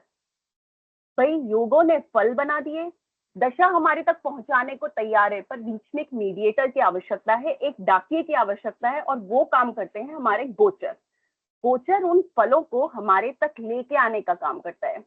आपने देखा होगा नॉर्मली कहते हुए कि आपकी कुंडली में ये योग है, आपकी कुंडली में ये दशा है, लेकिन अगर उस दशा को, उस योग को सपोर्ट करने वाला गोचर आपको नहीं मिलेगा तो वो जो कहते हैं ना फलों से लदी टोकरी, वो ऐसे के ऐसे ही टेबल पे पड़ी रह जाएगी, आपको वो फलों का स्वाद लेने को मिलेगा ही नहीं। तो प्रवीणा में हम गोचर पढ़ेंगे। जैसे आपने देखा होगा गोचर क्या है, गमन। ग्रह एक से दूसरी राशि में प्रवेश करता है तो अपने अलग अलग तरह से रिजल्ट दिखाता है। तो हर प्लैनेट के बारे में हम पढ़ेंगे कि जैसे सूर्य है, सूर्य किसी जातक की चंद्र राशि में आएगा तो कैसे फल देगा, द्वितीय भाव में आएगा तो कैसे फल देगा, अलग अलग फल, वो सब हम गोचर के अंदर पढ़ेंगे। तो आज आप P1 वाले हैं, P1 वालों का बहुत सच्चे दिल से हम लोग सभी स्वागत करते हैं। आप लोगों से यही बस एक रिक्वेस्ट रहेगी, मैं भी यहाँ की स्टूडेंट हूँ, रेगुलर क्लासेस अटेंड कीजिए, हो सके तो एक भी क्लास में मिस मत कीजिए। गुरुजन जैसा होमवर्क देते हैं वो होमवर्क करके लाइए। I am sure P1 complete होते होते तो आप बहुत अच्छे रिजल्ट दे पाने में सक्षम हो जाएंगे। Thank you Guruji, thank you so much.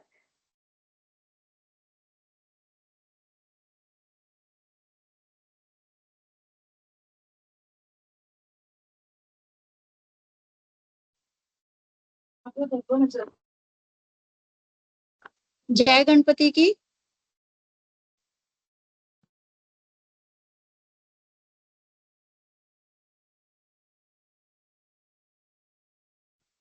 Ma'am आप अनम्यूट है,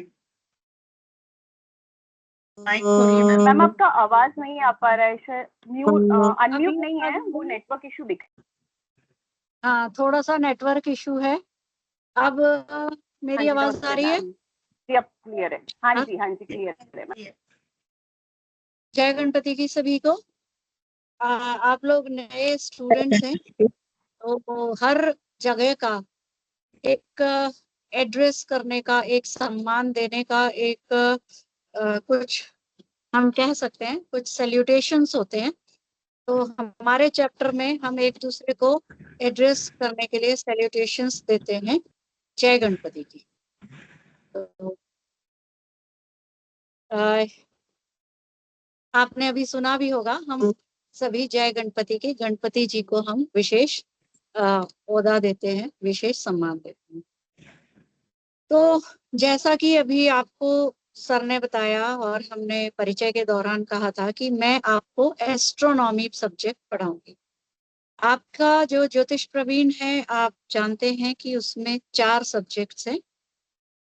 सामान्य ज्योतिष अभी मैम ने बहुत अच्छे से डिटेल में डिस्कस करके बताया, और गणित जो कि आपको सर ने बताया उसके बारे में, एक फलित सब्जेक्ट है, और एक है एस्ट्रोनॉमी। तो क्या एस्ट्रोनॉमी के बारे में आप लोगों ने कुछ पढ़ा है, सुना है? अगर आप कुछ थोड़ा बहुत जानते हैं तो बताइए। एस्ट्रोनॉमी को हिंदी में कहते हैं खगोल शास्त्र। क्या इसमें आपने सभी ने, ठीक है, मिडिल क्लासेस में पढ़ा है ये सब्जेक्ट? तो मिडिल क्लासेस में क्या होता है, जो SST होता है, जनरली क्या होता है, हम सिर्फ उसको रट लेते हैं, समझने की उस टाइम उम्र नहीं होती समझने की, इसलिए समझने की कोशिश नहीं करते। लेकिन जैसे जैसे हम आगे बढ़ेंगे आपको काफी कुछ याद आता रहेगा। तो थोड़ा सा पहले मैं इंट्रोडक्शन आपको दूंगी कि ये एस्ट्रोनॉमी है क्या। देखिए, हमारा स्वभाव ऐसा है कि हम जो भी कुछ देखते हैं, ठीक है, उसके बारे में जानना चाहते हैं। यदि हम आकाश की तरफ देखते हैं, हम सूर्य को देखते हैं, तो हमारे अंदर एक क्यूरियोसिटी जागती है, जागरूकता, जिज्ञासा जागती है कि ये सूर्य जो है इतनी हीट कैसे है, इसमें हमारे हम जिस ग्रह पे रह रहे हैं, पृथ्वी पे रह रहे हैं, कितनी दूर है, ये हमेशा मूव क्यों करता रहता है। आपने देखा होगा ना कि हम जानते हैं सूर्य पूर्व से निकलते हैं और पश्चिम में डूब जाते हैं। तो ये कैसे मूव करते रहते हैं, कितनी हमसे दूरी है, इतनी हीट क्यों है इसमें। या जब हम चंद्रमा को देखते हैं तो हम सोचते हैं कि ये चंद्रमा किस तरह से मूव कर रहे हैं, हमेशा मूविंग ही रहते हैं, क्यों ये कभी तो नजरअंदाज, बिल्कुल नजर आते ही नहीं, और कभी फुल मून आता है इतनी लाइट लेके, और कभी बिल्कुल छोटे होते हैं फिर बड़े होते जाते हैं, बड़े होते जाते हैं, क्या रहस्य है इसके पीछे। तो कभी हम देखते हैं कोई टूटता तारा देखते हैं तो हमें क्यूरियोसिटी होती है कि ये तारे टूट कैसे जाते हैं। ठीक है, आपने भी देखे होंगे ना, टूटते तारों के साथ बहुत सारे हमारे विश्वास जुड़े हैं, मिथ जुड़े हैं कि टूटते तारे से जो विश मांगो वो पूरी होती है। जो भी है हमारे शकुन में या तो ये हमारे जो ग्लोब है, हमारा यूनिवर्स है, ब्रह्मांड है, उसके बारे में हम एस्ट्रोनॉमी में पढ़ते हैं। कितने हमारे ग्रह हैं, किस तरह से उनकी सीक्वेंस है, कैसा हमारा सौर मंडल है और कितने और सौर मंडल है। आप हैरान हो जाएंगे एस्ट्रोनॉमी में पढ़ के कि हमारे ब्रह्मांड में इतना कुछ छुपा हुआ है जिसकी हम कल्पना भी नहीं कर सकते। बहुत बड़ा ब्रह्मांड है। और इसको एस्ट्रोनॉमी को फिर ज्योतिष से कैसे रिलेट करते हैं? ज्योतिष और खगोल ये दो ऐसे सब्जेक्ट हैं जिनको हम सेपरेट नहीं कर सकते, इनसेपरेबल सब्जेक्ट्स हैं।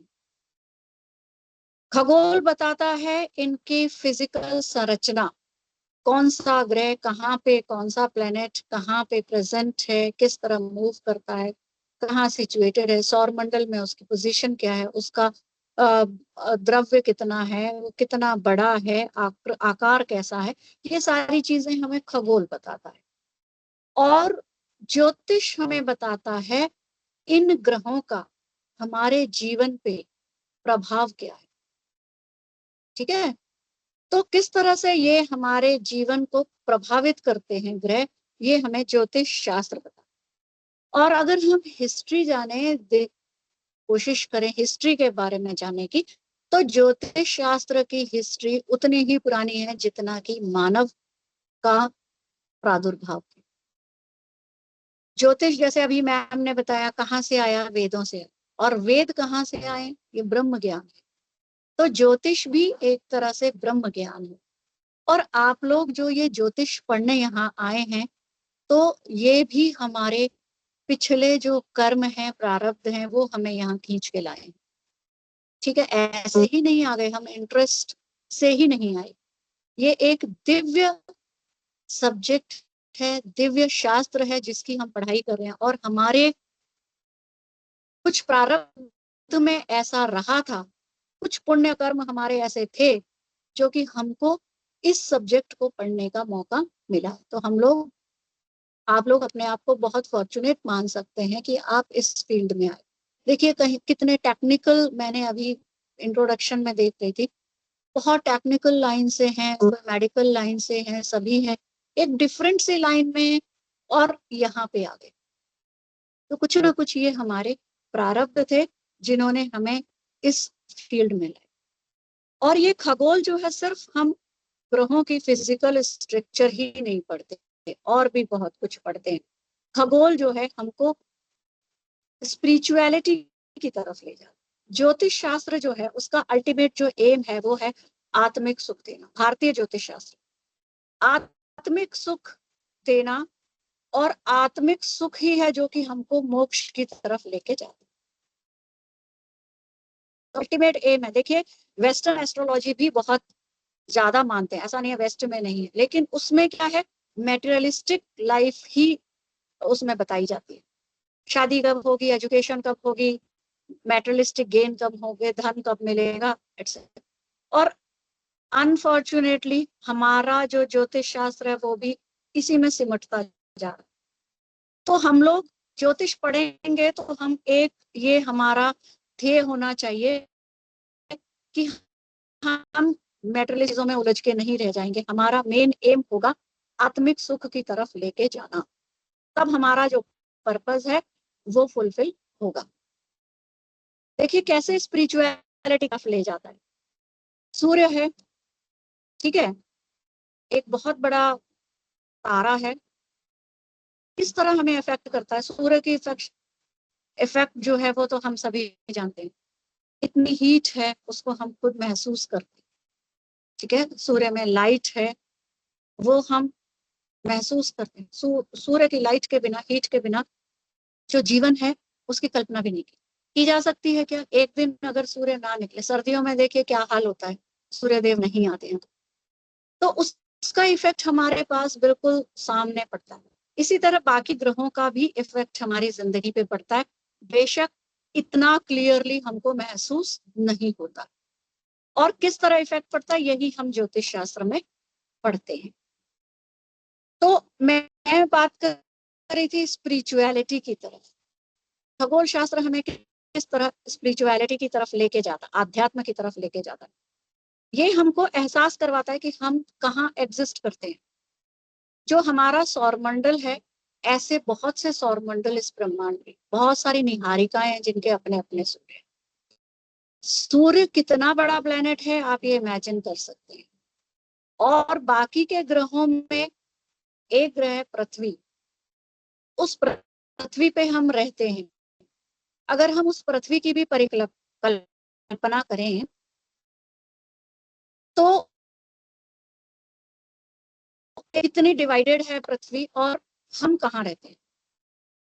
महाद्वीप है, द्वीप है, महाद्वीप है, फिर देश है, उस देश में राज्य है, राज्य में जिला है, जिले में कहीं जाए, ठीक है।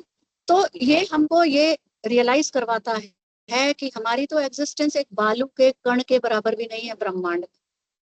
हम लोग क्यों जो है इस जिंदगी में आध्यात्म अपनाते, क्यों हम गलत काम करते हैं, क्यों हम अहंकार करते हैं,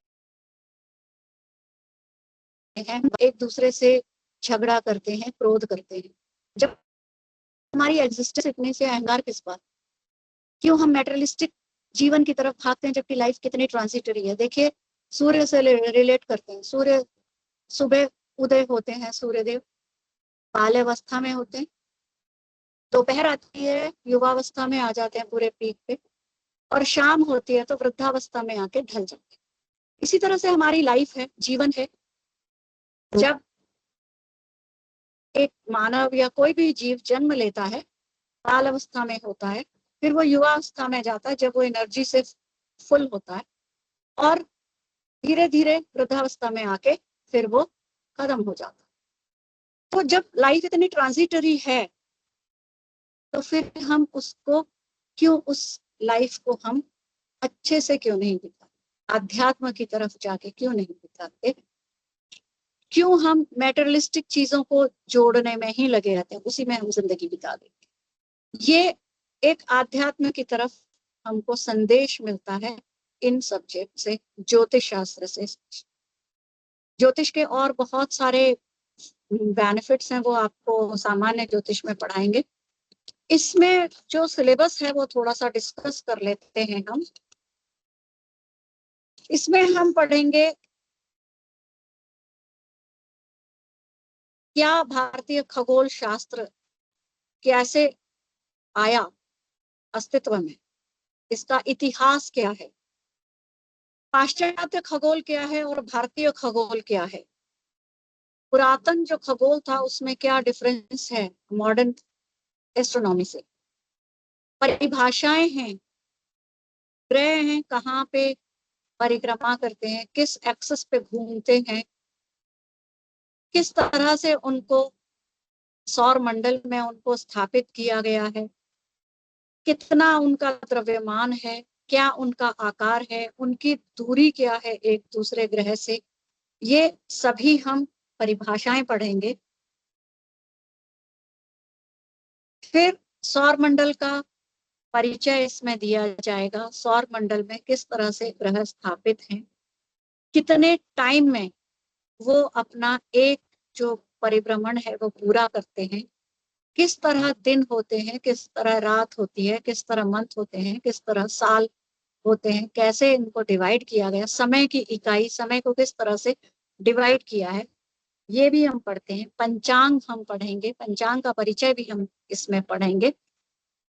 ऋतुएं किस तरह से होती हैं, कैसे ऋतुएं बदलती हैं, ये हम पढ़ेंगे।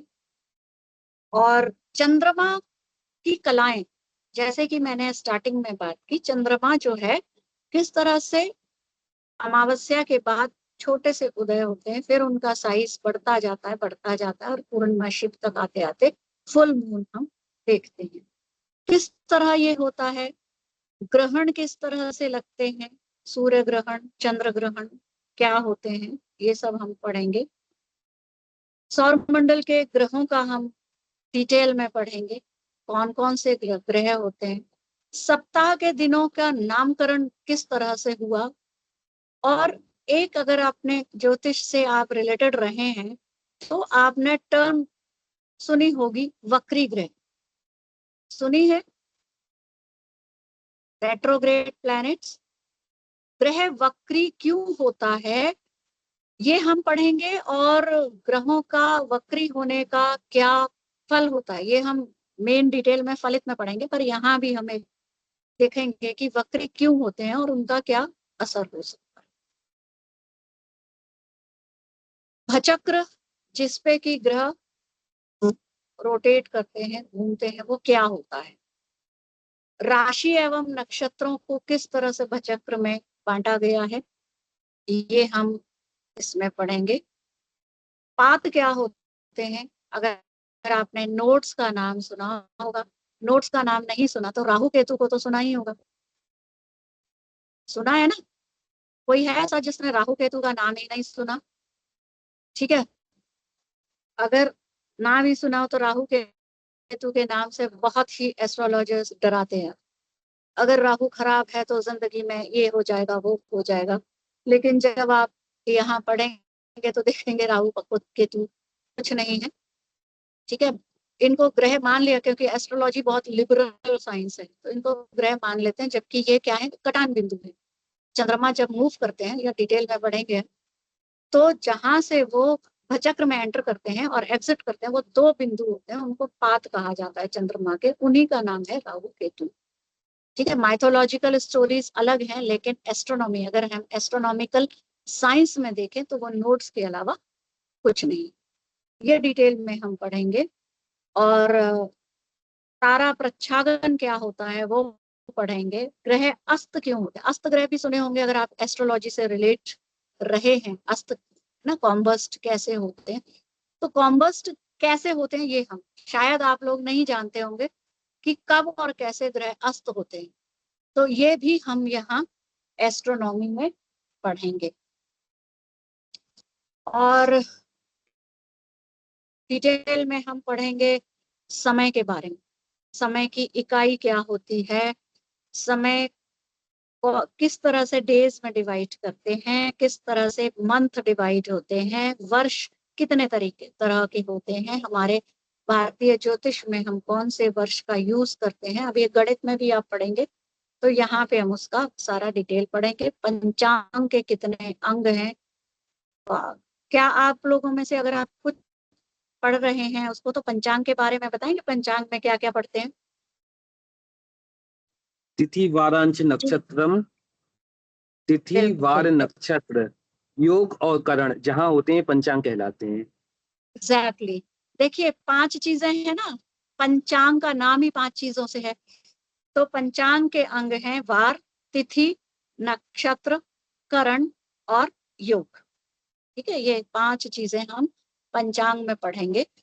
और बाकी उपग्रह कौन से होते हैं, प्रकाशहीन ग्रह कौन से होते हैं, तारे, धूमकेतु, धूमकेतु आप अक्सर न्यूज में पढ़ते होंगे, ये वाला धूमकेतु आ गया, इसका पृथ्वी से टकराने का डर है।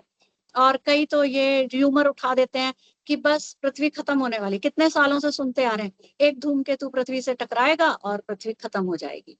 हाँ, वो धूमकेतु क्या क्या होते हैं, कैसे आते हैं, निहारिकाएं क्या होती हैं, भचक्र में तारों की स्थिति क्या है, ये सारी चीजें जो है हम इस खगोल शास्त्र में पढ़ेंगे।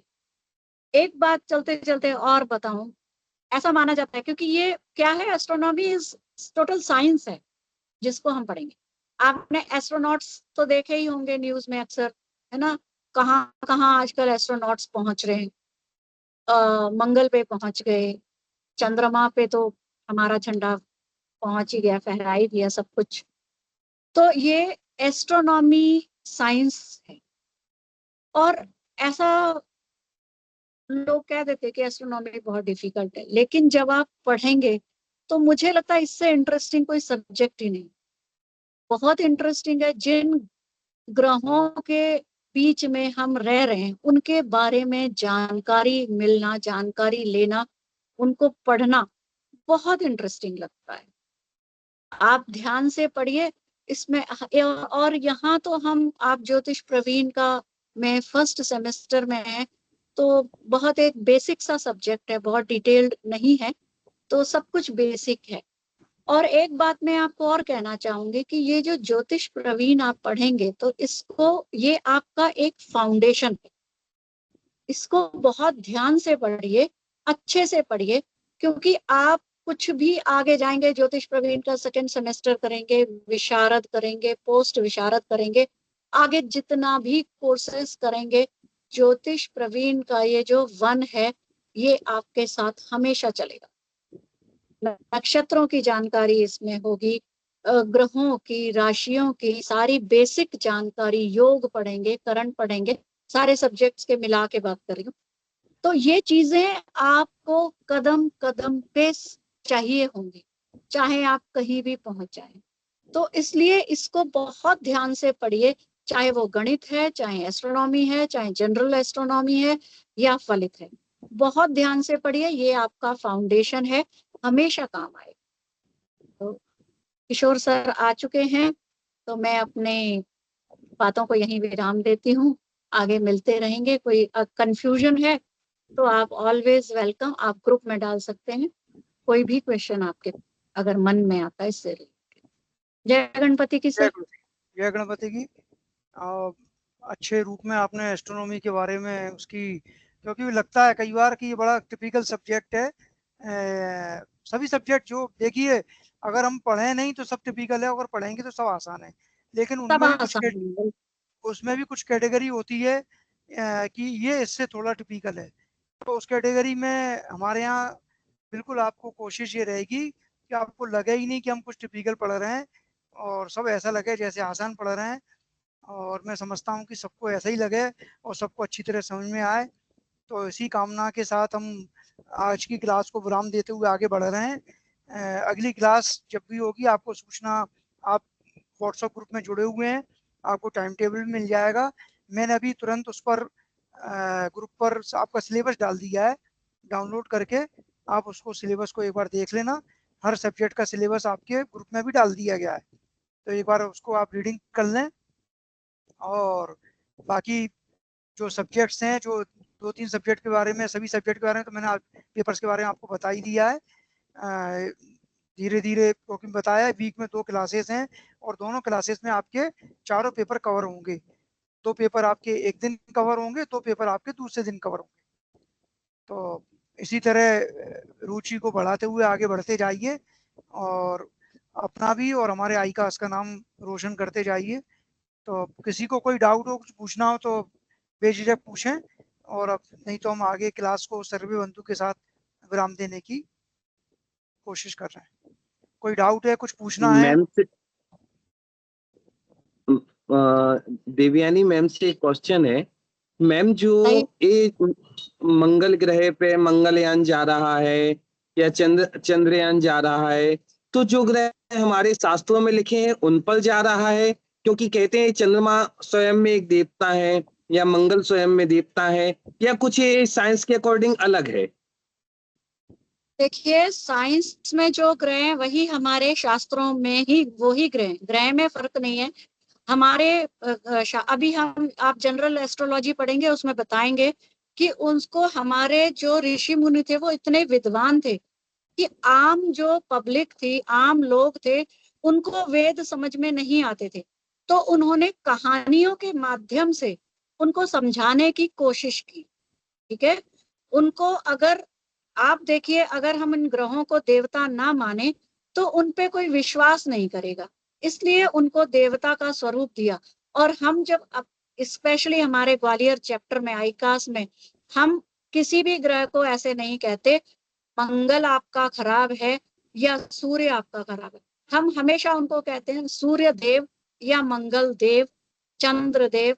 हम उनको हमेशा रिस्पेक्ट देते हैं, क्योंकि हम अपने पुराणों के हिसाब से, वेदों के हिसाब से उनको देव मानते हैं, देव के दूत मानते हैं उन ग्रहों को, इसलिए हम उतना ही सम्मान देते हैं। तो ग्रहों में कोई फर्क नहीं है, जो साइंस कहती है वही। और साइंस ने बाद में उनको डिटेक्ट किया है हमारे शास्त्र जो हैं वो बहुत, हमारे ऋषि मुनि बहुत हजारों साल पहले ही उनके बारे में बता चुके हैं।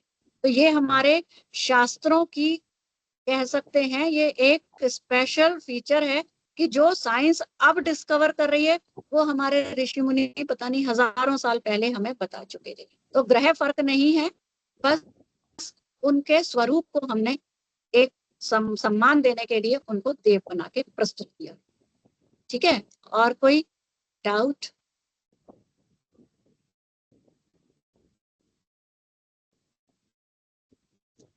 देखिए अच्छा क्वेश्चन कल था। क्लास होगी क्या सर? हाँ, सूचना मिल जाएगी, ग्रुप पर सूचना मिल जाएगी अगर कल क्लास होगी। अभी डिसाइड करेंगे, सूचना मिल जाएगी आप। चलिए, और कोई डाउट है किसी को? बाद में भी आपके माइंड में कोई डाउट आते हैं तो आप ग्रुप में डाल सकते हैं। सर मुझे खाली एक क्वेश्चन था कि जिन्होंने इनरोल कर लिया है, फॉर्म वगैरह सब भर दिया है, सारे डॉक्यूमेंट्स, उनका एलएम नंबर 1 महीने 1.5 महीने बाद आएगा ना? मतलब वो कंफर्म्ड है, इनरोल हो गया? नहीं, अभी आपने एनरोल्ड किया है। एलएम की प्रोसेस एक अलग है, मैं आपको बता दूं। चलिए मैं थोड़ा सा, देखिए, एक तो आपको आईकास का आपने एनरोल किया होगा आईकास की साइट पर जाकर, इतना तो मालूम है ना? हाँ। वहीं पर आपका एलएम नंबर के लिए एनरोलमेंट होता है। उसमें आपका फोटो लगेगा, आपके साइन लगेंगे। कर दिया आपने? वो डॉक्यूमेंट सब अपलोड कर दिया है मैंने, कर दिया है? डॉक्यूमेंट्स, हाँ, आधार कार्ड वगैरह सब कुछ अपलोड कर दिया, सिग्नेचर अपलोड कर दिया है, वो जिसने सब कर हो दिया गया है, हाँ, वो मैं चेक कर लूंगा। जिसके भी यहाँ पर आ गए हमारे पास, क्योंकि आप लोग अपलोड करेंगे तो हमारे चैप्टर पर आएगा। तो इस चैप्टर पे जितनी आगे मैं इसको चेक कर लूंगा। किसी के में अगर कोई भी जरा भी उसमें कोई प्रॉब्लम होगी तो मैं ग्रुप पर आपको इन्फॉर्म कर दूंगा, तो उसको आप दोबारा कर देना। जैसे कई बार क्या होता है, फोटो क्लियर नहीं है या डॉक्यूमेंट विजिबल नहीं है, वो सब चीज़ें हम क्लियर कर देंगे। और जैसे ही वो चीज़ें यहाँ फाइनल हो जाएंगी और अब वहाँ पर पहुँच जाएंगी, तब आपको एलएम नंबर मिल जाएगा।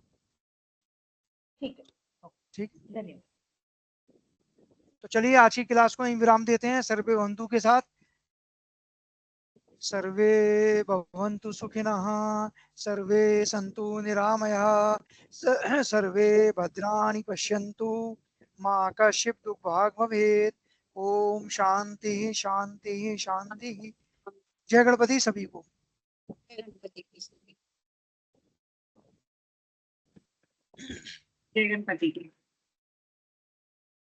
जय गणपति। जय गणपति।